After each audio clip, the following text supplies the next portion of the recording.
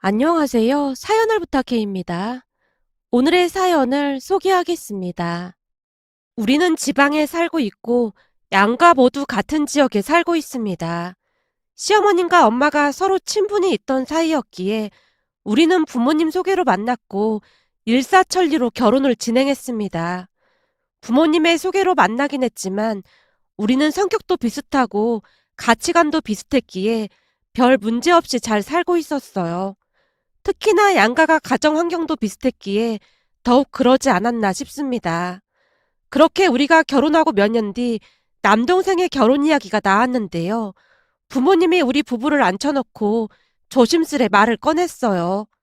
다른 게 아니라 미리 말을 해야 할 것 같아서 불렀다. 뭔데 그래? 상민이 결혼하는데 무슨 문제라도 생긴 거야?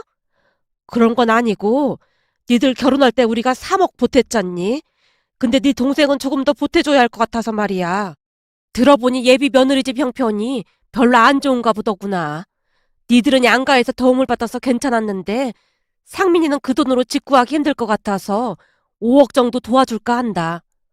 엄마 아빠 돈인데 우리한테 일일이 말할 필요 없어. 그냥 엄마 아빠가 하고 싶은 대로 해. 괜히 차별한다 그럴까 봐 미리 말하는 것뿐이야. 자네도 괜찮겠나? 엄마가 남편 눈치를 보면서 묻고 있었는데요. 남편 또한 아무렇지도 않게 대답을 했습니다. 장모님, 당연히 괜찮죠. 저희 결혼할 때도 그렇게 큰 도움 주셔서 항상 감사한 마음뿐인걸요. 사돈 양반 두 분이 보태주신 거에 비하면 그건 아무것도 아니지. 근데 예비 며느리 집이 많이 힘들어서 혼수랑 그런 것도 우리가 해야 할 것 같아서 말이야. 지금도 돈이 없어서 눈치 보는 모양인데 우리가 조금 더 보태주고 말까 한다. 부모님이 눈치를 보며 예비 올케의 사연을 구구절절 말하고 있었는데요. 엄마 말에 의하면 예비 올케가 어려운 환경 속에서 힘들게 자랐다고 합니다. 아무래도 돈이 많지 않다 보니 눈치를 보는 모양이었고요. 동생 부부 직장이 서울에 있다 보니 그곳에 집을 사는데 보태주고 싶은 것 같아 보였습니다. 사실 동생과 예비 올케 월급이 많지 않아서 부모님이 더욱 걱정을 하는 듯해 보였어요. 엄마가 다시 눈치를 보며 이야기를 꺼냈거든요. 내가 들어보니 상민이 월급이 300만 원 정도 되고 예비 며느리는 200만 원이 조금 안 된다고 하던데 들어보니 정규직도 아니어서 나중에 임신하고 나면 회사를 그만둬야 한다지 뭐니. 그러면 아무래도 사는 것도 팍팍할 것 같아서 말이야. 엄마, 우린 괜찮으니까 신경 쓰지 마. 남편과 제가 부모님을 안심시켰지만 부모님은 그저 많이 미안해했습니다. 그 뒤 동생 부부는 결혼을 했고 잘 살고 있었어요. 그러던 중 엄마 몸에 이상이 왔는데요. 서울에 있는 병원에 한 달에 한 번 정도 주기적으로 다녀야만 했습니다. 아빠도 일을 하고 있었기에 엄마 홀로 서울 병원을 오가고 있었는데요. 한 번 가면 이틀 정도 있다가 내려오곤 했습니다. 물론 올라갈 때마다 동생 부부네 집에서 머물렀고요. 동생 부부가 맞벌이를 하는지라 엄마를 볼 시간도 그렇게 많지 않았다고 들었습니다. 한 번씩 올라가면 병원을 다녀와서 엄마가 설거지도 도와주고 밥도 차려서 준비하거나 같이 외식을 한다고 들었습니다. 어느 날은 친정에 갔다가 엄마에게 당부를 하기도 했어요. 엄마, 외식하거나 하면 그냥 엄마가 계산해. 괜히 올게 눈치 보이니까. 걱정하지 마. 그렇잖아. 내가 다 계산하고 있고 내려올 때마다 용돈도 두둑히 주고 오고 있으니까. 잘했네.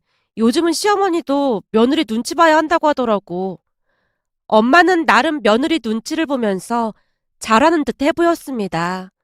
그러던 어느 날은 병원에 다녀온 엄마가 제게 전화를 해서 친정으로 오라고 했기에 급히 친정으로 갔는데요. 저를 보자마자 엄마가 울분을 토해냈어요. 어쩜 저렇게 싸가지가 없는 건지 모르겠다. 나 진짜 충격받았잖니. 왜? 무슨 일이 있었던 거야? 병원에서 뭐가 안 좋아졌대? 그런 건 아니고 네 올케 말이야. 그것이 아주 보통이 아니야. 어쩜 나한테 이런 대접을 할 수가 있어. 왜? 무슨 일인데 그래? 설마 올케가 눈치라도 준 거야? 눈치를 주다 뿐이야. 나보고 뭐라는 줄 아니? 라며 엄마가 부들부들 떨면서 있었던 일에 대해 털어놓기 시작했습니다. 엄마 말에 의하면 병원 진료를 받고 올케에게 용돈까지 두둑히 챙겨주고 다음날 집으로 내려가려고 준비를 하고 있었다는데요. 그날따라 올케가 회사도 안 가고 눈치를 보고 있더랍니다. 그 모습에 엄마가 올케에게 물었고요. 넌 오늘 회사에 안 나가니? 왜 그러고 있어? 오늘 하루 휴가 냈어요. 그래? 그럼 오늘은 집에서 푹 쉬면 되겠구나. 아니요. 오늘은 친정엄마가 온다고 해서 마중도 나가야 하고 이것저것 준비 좀 해놓으려고요. 올케가 약간은 짜증스레 말을 하고 있었답니다. 물론 눈치 빠른 엄마가 그걸 놓칠 리 만무했고요. 사실 조금은 기분이 좋지 않았지만 내색하진 않았다네요. 그도 그랬던 것이 엄마는 서울에 한 달에 한 번씩 올라갈 때마다 올케 눈치가 보여서 퇴근 시간에 맞춰 반찬도 다 해놓고 용돈도 지어주고 그랬지만 올케는 단 한 번도 고맙다는 말을 하지도 않은 채 아주 당연하다는 듯이 받기만 하더랍니다. 기분이 나쁘긴 했지만 상관하고 싶지 않았기에 그날도 역시 용돈을 지어주고는 집을 나서려고 했다는데요. 올케가 제대로 배웅을 하지도 않고는 문 앞에서 엄마에게 불만을 토로했답니다. 어머님, 제가 이런 말씀 드리긴 그런데요. 오해하지 말고 들어주셨으면 좋겠어요. 오해라니? 그게 무슨 말이야? 그러니까 어머님이 매달 올라오셔서 우리 집에 머무르는 거 너무 불편해요. 어머님 내려가시고 나면 그이랑 매일 다투고 있단 말이에요. 내가 오는 게 불편하다니? 뭐가 불편했는데? 그냥 어머님이 계신 것 자체가 불편한 거죠. 요즘 며느리들은 다들 그래요. 사실 그렇잖아요. 아들이 결혼했으면 엄연한 독립된 가정인데 한 달에 한 번씩 이렇게 찾아오시는 것 자체가 잘못된 거잖아요. 사생활이 하나도 없는 것 같아서 너무 불편합니다. 올케가 그동안 쌓였던 불만들을 쏟아냈다고 합니다. 그런 올케의 말을 듣던 엄마가 발끈한 건 말할 것도 없었고요. 내가 니들 집에 놀러 오는 거니? 아파서 병원 진료 때문에 오는 건데 넌 어쩜 그렇게 냉정하게 말을 할 수가 있는 거니? 까놓고 내가 올라와서 시집살이를 시켰니? 아님 병간호를 시켰니?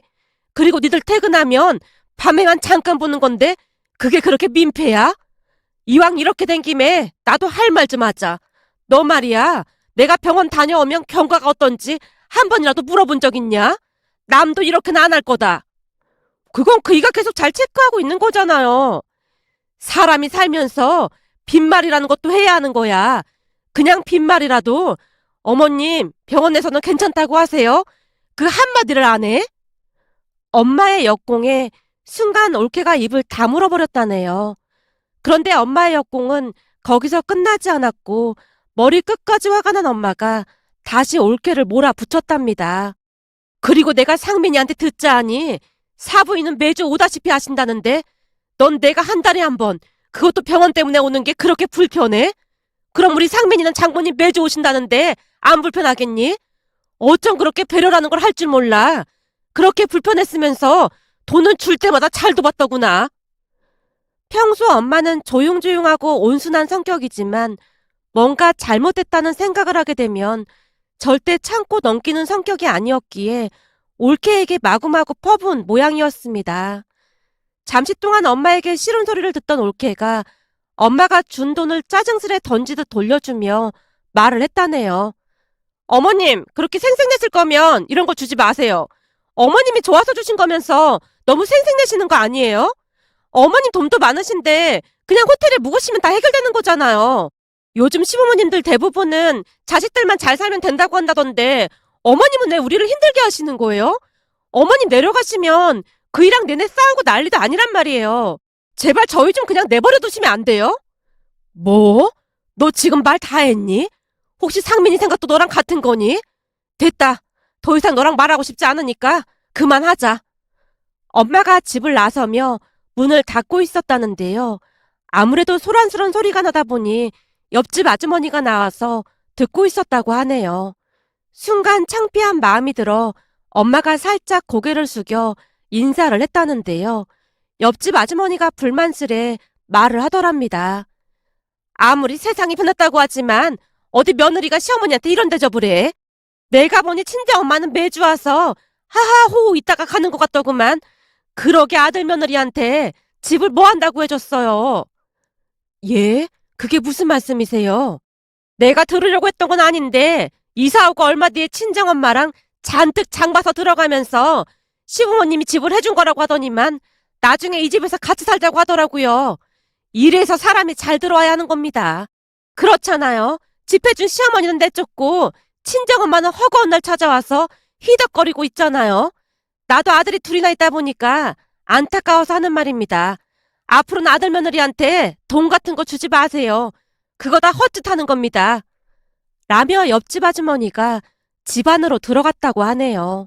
그날 소란스러운 소리를 엿듣던 옆집 아주머니조차도 얼마나 화가 났으면 친하지도 않던 엄마에게 그런 소리를 했던 것인지 화가 치밀어 올라 참을 수가 없었답니다.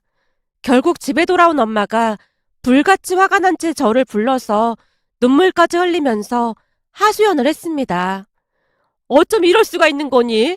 사부인 혼자 힘들게 자식들 키웠다고 하길래 내가 안타까워서 혼수도 얼마 바라지도 않았잖니. 사람이라면 이럴 수는 없는 거다. 엄마, 우선은 상민이 마음도 같은 건지 확인은 해봐야 할 것 같아.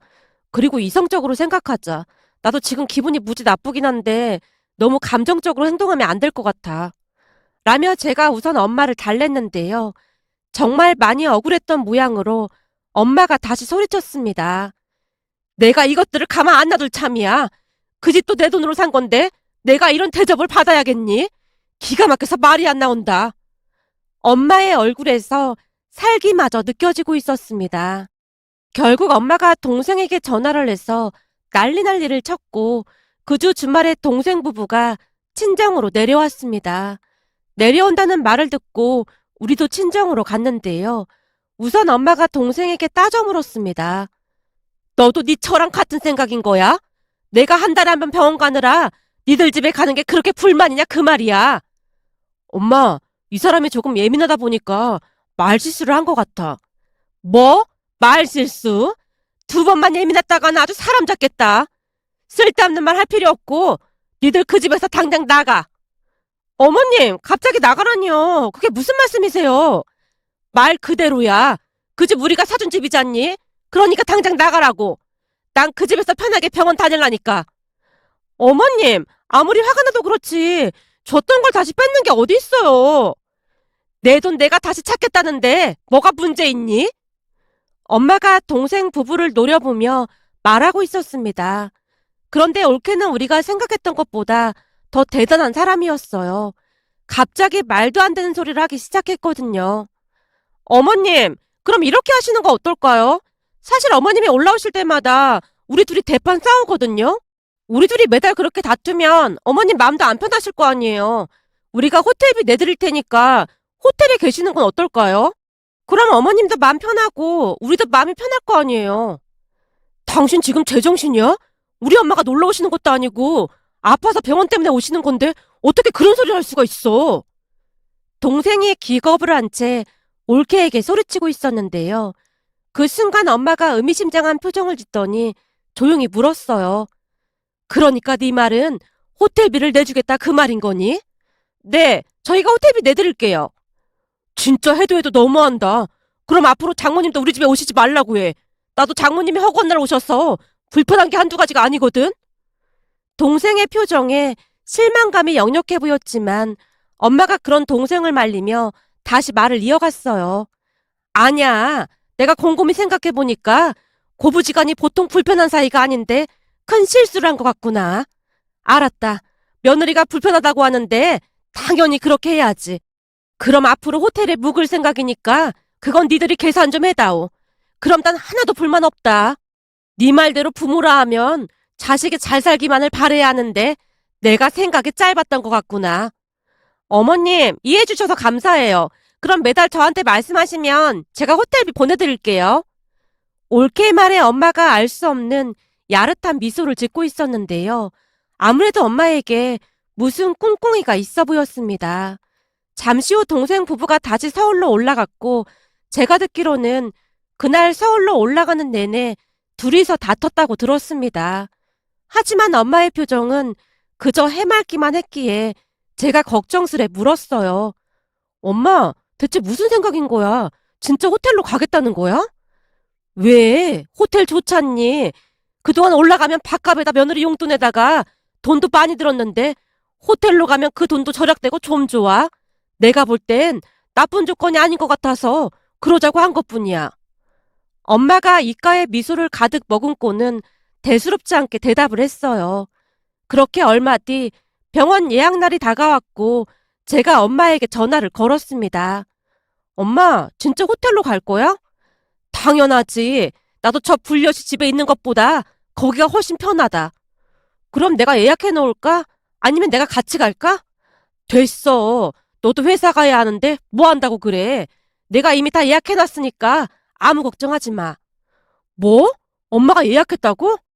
네 아빠가 엄청 좋은 호텔로 예약해 줬어. 엄청 좋은 호텔? 무슨 호텔?